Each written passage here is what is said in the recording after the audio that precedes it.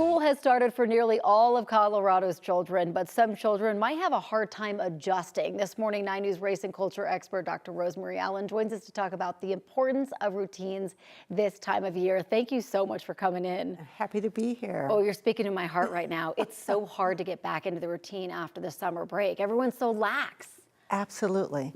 But that routine will dictate your child's success. Okay, so talk about why the routines are so important, especially for kids. Just remember, they're going into newness. Everything's new. Their classroom, their teachers, some of their friends.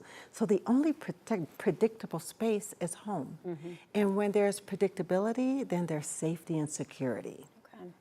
All right, so talk a little bit why, especially the first month, is really, really important when it comes to those routines. Because what you set up in the beginning will determine what happens the rest of the year. Yeah. And we have to look at 3 different routines very closely: morning, evening, and bedtime. Okay. The morning routine should be calm, it should be consistent.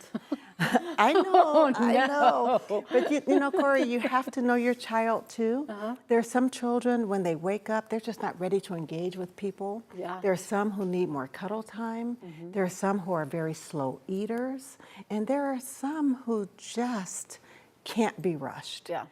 For those children, you need to wake them up a little earlier, because trying to get them to rush really sets off a really horrible day. Okay.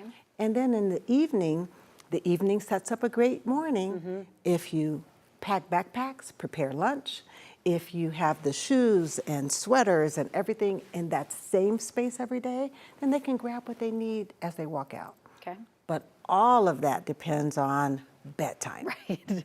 And this is where families struggle, because children, young children, preschoolers need 10 to 12 hours of sleep. Wild. Elementary needs about 11, and then older children 8 to 10.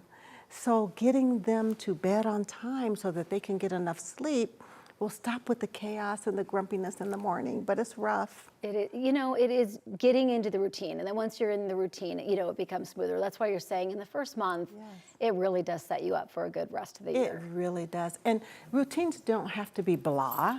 They can be fun. You can allow children to set their own alarm. Just Okay. imagine your 7-year-old. You say, you get to set your alarm. Okay, we need this many hours of sleep. So if you go to bed at this time, then you have to wake up at that time. Yeah.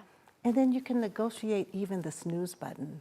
Okay. Okay, if you don't want to get out of bed till 7:15, let's set the clock till 7, and you get to press snooze twice.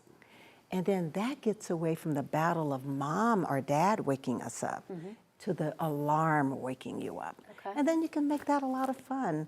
In the morning, let's do breakfast together. Let's choose at night, the evening routine, what you want to have for breakfast in the morning. Making sure that clothes are already laid out. All those things that can be fun. Are you going to be a princess tomorrow, or are you going to be a Power Ranger? Let's lay it out and just make it a lot of fun. I feel like a lot of these things I have to do because of my schedule. My husband's like solo parent in the morning, so I do a lot of this in advance just because that's how it is.